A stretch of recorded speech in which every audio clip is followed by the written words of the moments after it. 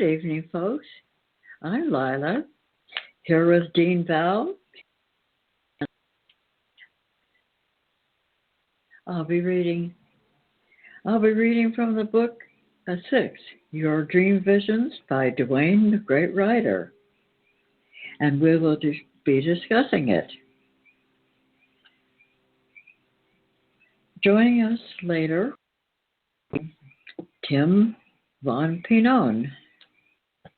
We have a great show for you tonight, so listen.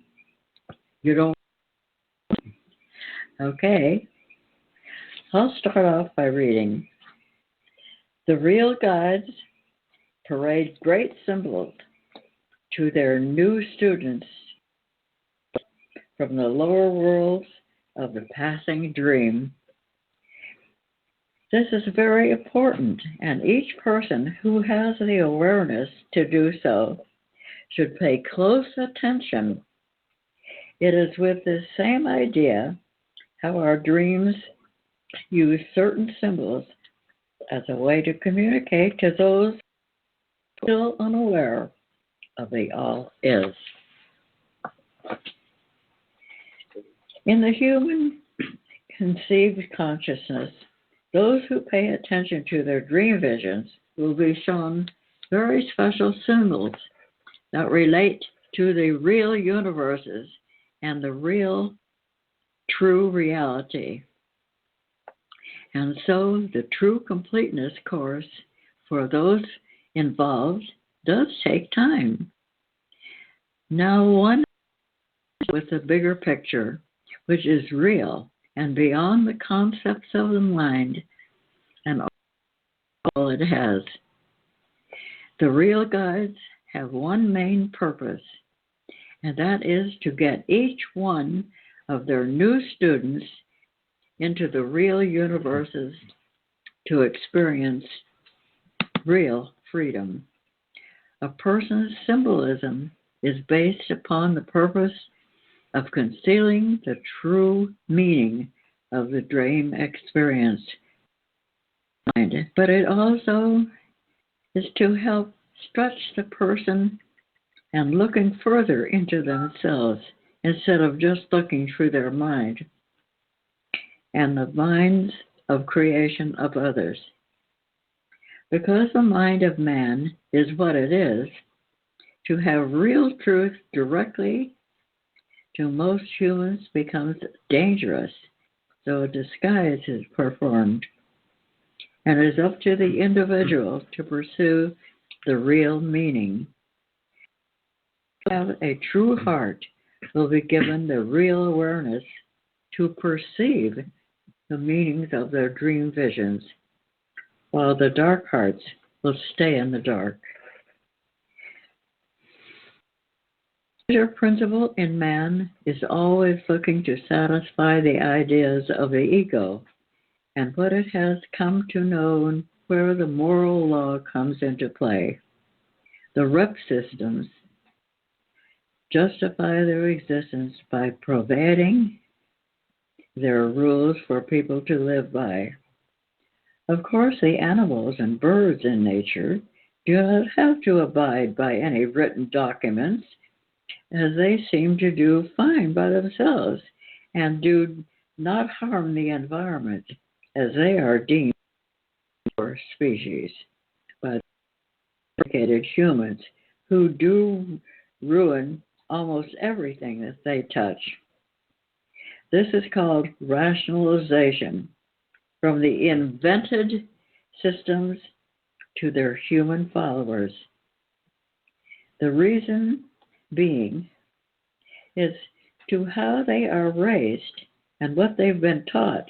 Human history repeats itself in the same morbid way all the time because everyone keeps agreeing to the same educational standards and socially accepted ideas and situations that have always. All of this seems to make sense to people as they continue to go about their lives, not really knowing who they are and what they are. and what they're doing here. Of course, the rep systems always have an answer that keeps people's noses to the grindstone, and so most will accept the burden and intimidation of the authoritarians. Again, all one has to do to take a little time and study human history to see that what is constantly being implemented to the streams of thought, that they don't run it, they don't work in the long run. Only the real guides, the real cure for all. That's what they have. Only the real guides have the real cure for all. A fun idea would be to go to a planet, which is like the Earth, and have the whole place to yourself and possibly your friends. But so much better is to be known by the real guides, all the endless worlds that can be reached that lie within each of us here and now. The Church and their rewritten documents have given a hint at other places and levels, but do not give any real instruction as to how to get there and where they are now. They use their trinity of belief, faith, and hope as their emotional model to go by, which encumbers most people to the astral realm only. The idea is you are to believe in something and not speak another word or ask questions, because that would be sacrilegious. Actually, as the truth is revealed, it is that these headmasters do not know what they are referring to when it comes to who their gods are. As all of us are in these material realms, certain ideas do apply at times, and the gods of man will sometimes deliver from the petitions people make of them. But then these people will same old cycles and have not yet found the real universes. The real guides have been to all the various levels and know where a person is best suited as they come more aware within themselves. Actuality of the endlessness of the true reality is that it is an isness. I call it the is. The true reality can only be here and now, and never in the past or in the invented future. In a person's dream vision, one is given a hint at this true reality and how it is.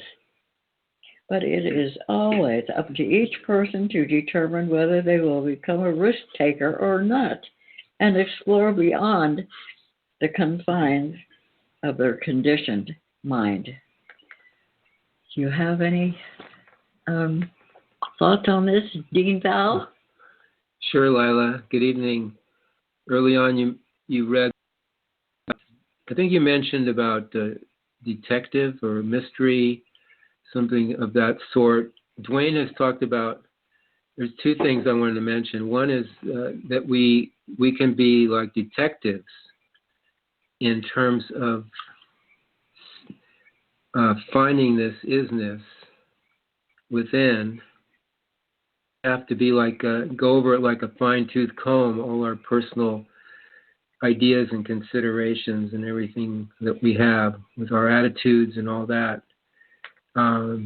Be almost wary of the personal self because it doesn't necessarily want to become aware. So we have to go through it. We don't have to, but we can go through it and really investigate what our intent is, our motivations, all the things that we think we are, and take a look at them and see if we can line them up with reality in some way, because that's the idea, is lining everything that you are up to the reality that just is. But it takes a little bit of a doing. Anything you have, creativity, imagination, cleverness, detective work, because it's not apparent. It's hidden to the personal self. The personal self cannot relate to what we're talking about. So there has to be some kind of way to see it beyond the personal self, and the personal self gets in the way a lot of times.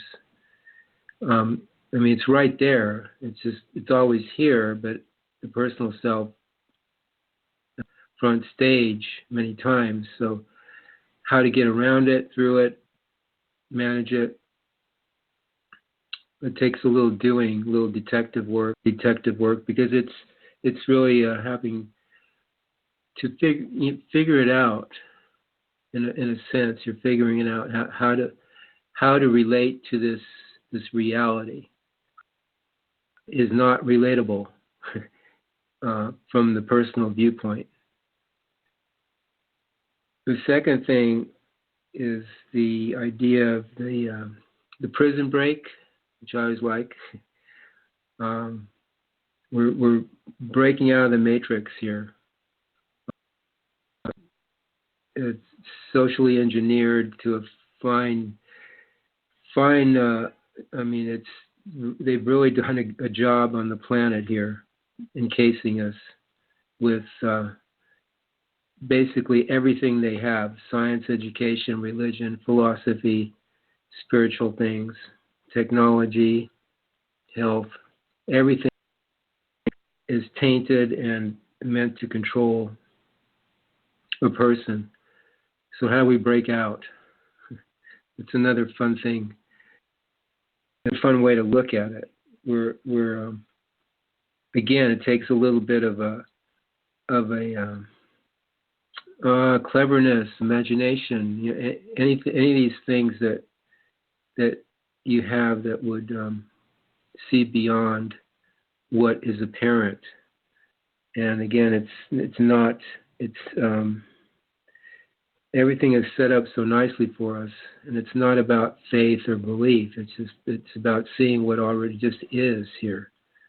But to break out of that, all these things that we have set up, both from the outside and the inside, we've set things up for ourselves, and the controllers have set things up for ourselves to be manipulated by. So it takes a bit of doing that.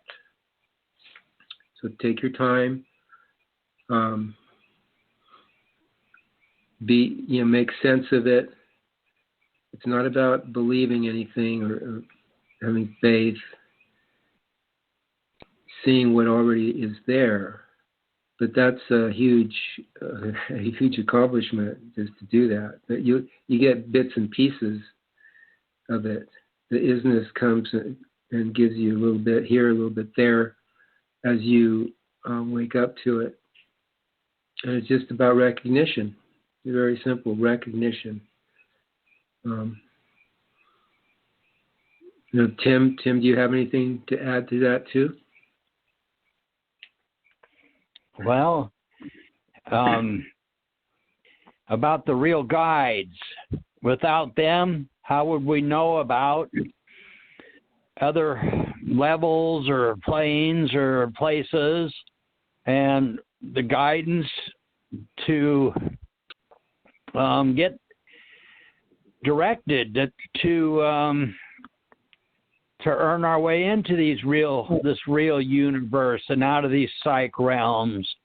How important they are, because without them, it looks like mankind would never on his own be able to do anything but think about his selfish self and this world, and that's all there is.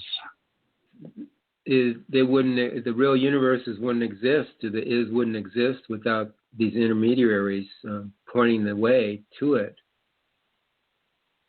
If they weren't here, we'd be in deep trouble. We'd be going around in circles like we have been for lifetimes. So they are a jewel for all of us to pay attention to, and with much gratitude we thank them for taking the time to guide us, because they don't have to. Like if apparently Rebizar Tars doesn't appear just out of nowhere to anybody. He's, from my understanding, a little bit selective, and in general, they don't have to. If they're called upon, they don't have to come around you. At least appear. I mean, they can be in the background somewhere and you don't see them, but they're not your slave. It's like a regular master-student relationship, because that sets up limitations for them too. They're responsible for you, and it's not about responsibility. It's just about what is at the moment, and if it makes sense to guide you and to be with you and to point the way, give you references, give you an experience in the real side. It's like randomity, like the birds who just fly here and there. They have no set route. It's just like whatever they feel like. That kind of life is like that. So, and the real guides too, they're not bound to be your servant, which a lot of people in religions and spiritual paths, they almost treat their master like that. Like, well, I'm going to pray to my master, and so he can fulfill my wishes, etc. Well, it's different than that. It's about just recognizing the is, and then they do it in a way, they have the bigger view, the overview, so they when and what you need better than self can. So they have a so-called a true wisdom in a way, not just the spiritual type of wisdom, but they just have a bigger view of everything, so they can help one. So we're very fortunate to have them around. Very fortunate.